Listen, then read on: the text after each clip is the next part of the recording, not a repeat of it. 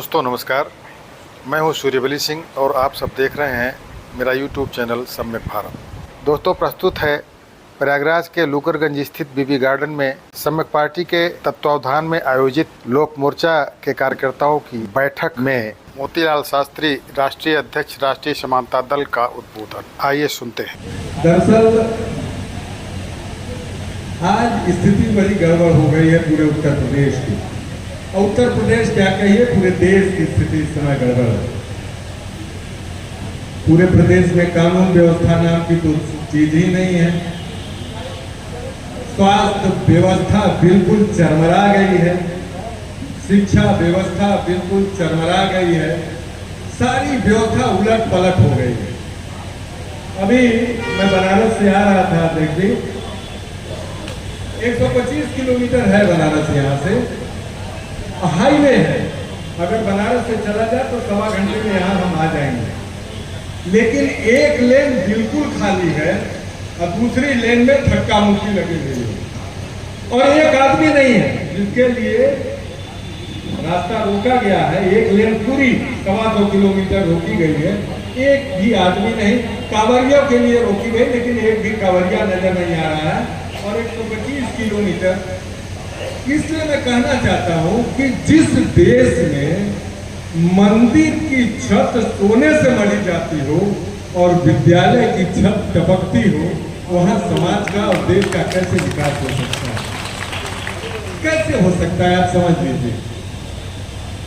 उत्तर प्रदेश में हम लोगों ने, लोक मोर्चा के लोगों ने, भाई श्याम प्रसाद मौर्य जी ने, हमारे राष्ट्रीय समानता दल, क्या कहिए लोक मोर्चा के सारे लोगों ने पूरे प्रदेश में आंदोलन किया 27,000 से ज्यादा विद्यालय को बंद करने का। और वहां पे वो विद्यालय बंद किया गया जहां पर हरवाहे चरवाहे, वो झोपड़ी में रहने वाले, फड़ुआ चलाने वाले, ठेलिया चलाने वाले के बच्चे जहां पढ़ते हैं उन विद्यालयों को बंद करने का काम ये सरकार कर। और वो 27,000 विद्यालय वहां बंद किए गए थे जहां पर कि 85% से ज्यादा लोग निवास करते हैं, उनके विद्यालय को बंद करने का काम किया गया।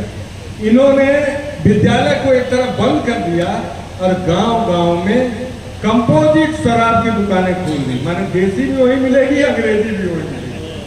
गांव-गांव में शराब की दुकान खोल दी और विद्यालय को बंद करा दिया। कानून व्यवस्था तो पूछना ही नहीं है। अभी मैं चर्चा कर रहा था कि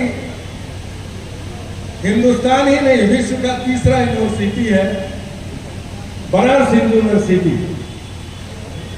जहां पर कि अभी 8 महीने पहले, 10 महीने मैंने मध्य प्रदेश के चुनाव के पहले एक इंजीनियरिंग की छात्रा के साथ भारतीय जनता पार्टी के पदाधिकारियों ने बलात्कार किया और बलात्कार करने के बाद यूपी छोड़ के मध्य प्रदेश में चले गए। मध्य प्रदेश के चुनाव में वहां के लोगों का प्रचार किया, भाजपा का प्रचार किया और प्रचार करने के बाद जब पूरा विपक्ष, सारे लोग मिल करके धरना, प्रोटेक्शन सब कुछ किया, तब जाकर के उनकी गिरफ्तारी हुई। और बलात्कारियों की गिरफ्तारी के 3 दिन 4 दिन के बाद ही उनकी जमानत हो गई, क्योंकि वो भारतीय जनता पार्टी के प्रोमिनेंट कार्यकर्ता थे, उनकी जमानत हो गई। अभी की बात है, मैं तो अभी चर्चा झांसी में थे, हम लोगों ने उसकी चर्चा की थी कि यहाँ क्या कहते हैं, एटा में एक गरीब घर का आदमी पुणे में रह करके काम करता था, रोजगार करता था और किसी ने पुलिस में रिपोर्ट लिखवा दी कि भाई ये लड़का हमारी लड़की को भगा ले गया। बहुत दिन पूरा चर्चा हुआ, सब कुछ हुआ और होने के बाद क्या हुआ, गरीब आदमी का कि अपने लड़के को बुला करके पुणे से थाने में ले जा करके उसको कर दिया, भैया हमारा लड़का आ गया, ये हमारा लड़का है, क्योंकि पुलिस वाले ने बहुत उसको परिवार को परेशान किया। उसके बाद जब पुलिस के अंतर्गत वो लड़का चला गया, दूसरे तीसरे दिन लड़के की लाश जो है वो खेत में जाकर के मिली, खेत में जाकर के मिली। ये बताइए, गरीब घर का लड़का। आज जब भारतीय जनता पार्टी के परिवार के जो मुख्य पदाधिकारी थे, संगठन के लोग थे, वो बलात्कार करते तो 3 दिन में जमानत हो जाती है, 6 महीने बाद गिरफ्तारी होती है। एक गरीब घर का लड़का जबरी जब उसके परिवार के लोग पुलिस वालों के साथ ले गए, 2 दिन बाद उसकी लड़के की लाश मिलती है। ये है उत्तर प्रदेश की कानून व्यवस्था। और स्वास्थ्य विभाग क्या कहिए, स्वास्थ्य विभाग क्या कहिए, हमारे प्रदेश के स्वास्थ्य मंत्री जी केवल एक दूसरे नेता विपक्ष में जो है उनको गालियां देने में लगे। उनके अस्पताल में क्या हो रहा है, वहां इलाज हो रहा है कि नहीं हो रहा है। अभी बलरामपुर में एक लड़की, एक अधिकारी थे, उनके बीवी को बच्चा होने वाला था, अस्पताल में ले गए तो अस्पताल में डॉक्टरों ने कहा साहब यहाँ ये ऑपरेशन करने के इंस्ट्रूमेंट नहीं है, इसलिए वो लेकर के दूसरी जगह भागा। पूरे प्रदेश के अस्पतालों की यही हालत है। गरीब आदमी जाए तो कहां जाए, अस्पताल में सुविधा नहीं है, कानून व्यवस्था नहीं है। गरीब, पिछड़े, दलित हजारों साल से दबे कुचले लोगों के मान सम्मान और अधिकार की कोई बात ही नहीं करता, सम्मान की कोई बात ही नहीं करता। ऐसी सरकार, हम तो कहते हैं इसमें न भाजपा की गलती है न और लोगों की गलती, हम तो समझते हम सारे लोगों की गलती। बाबा साहब भीमराव अम्बेडकर ने, बाल गंगाधर तिलक जैसे लोग जो कहते थे तेली तमोली, ये पिछड़े दलित ये सदन में जाकर के क्या करेंगे, क्या करेंगे सदन में, उनको तो वोट देने का अधिकार नहीं होना चाहिए। लेकिन बाबा साहब भीमराव अम्बेडकर, उन्होंने पूरे देश कहा देश के प्रत्येक नागरिक को एक वोट देने का अधिकार होना चाहिए। एक वोट की बदौलत देश का प्रत्येक नागरिक अपनी तस्वीर और देश की तकदीर और तस्वीर बदल सकता है। आप वो सारे लोग यहाँ बैठे हो, अपने हृदय पर हाथ रख के करो। ये बुजुर्ग आदमी बैठे कम से कम सोचते 50 बार वोट डाले होंगे। गांव के सबसे छोटी अदालत संसदीय जो होता है ग्राम प्रधानी से लेकर के देश की सबसे बड़ी जो संसद है उसके लिए आप लोगों ने वोट दिया। तो क्या आप लोगों ने अपने हृदय पर हाथ रख करके बताइए, क्या आप लोगों ने जब भी वोट डालने आप लोग गए तो ये सोच करके गए कि जो मैं एक वोट डालने जा रहा हूं इसे एक वोट की बदौलत हम देश की तकदीर और तस्वीर और अपनी तकदीर और तस्वीर बदल देंगे? क्या सोच करके आप लोगों ने वोट दिया? अगर ये सोच करके आप लोगों ने वोट दिया होता, हाँ है भैया माई भैया आज करने की आवश्यकता नहीं होती। ये सरकार तो चाहती है कि गरीब पिछड़े 5 किलो अनाज दे दिया, 5 किलो उनको चावल दे दिया, गेहूं दे दिया, उस पर वोट लेना चाहती है। और 5 किलो राशन पर हम लोग अपना बेशकीमती वोट बेचने का काम करते और उन लोगों को वोट बेचने का काम करते जिन लोगों ने हमारे मेहनत की कमाई को लूट करके अपने घरों में नोटों का कुतुब मीनार खड़ा कर दिया, नोटों का कुतुब मीनार खड़ा कर दिया।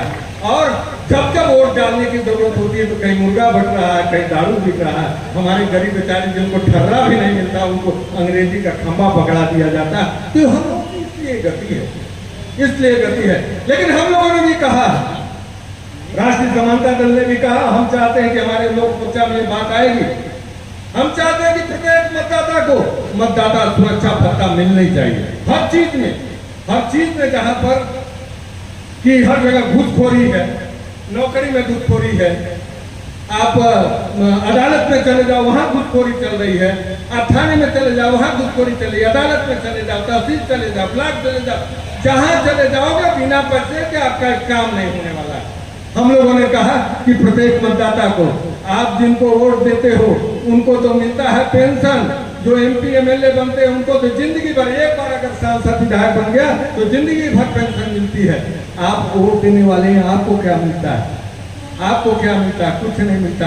इसलिए हम लोगों ने कहा कि देश के प्रत्येक नागरिक, हर मतदाता को मतदाता सुरक्षा भत्ता देने की जरूरत है। और जब लोक मोर्चा की सरकार बनेगी उत्तर प्रदेश के अंदर, चाहे केंद्र के अंदर में बनेगी, तो हम चाहेंगे कि प्रत्येक नागरिक जो मतदाता 18 साल से ऊपर हो गया उसको मतदाता सुरक्षा भत्ता मिलना चाहिए।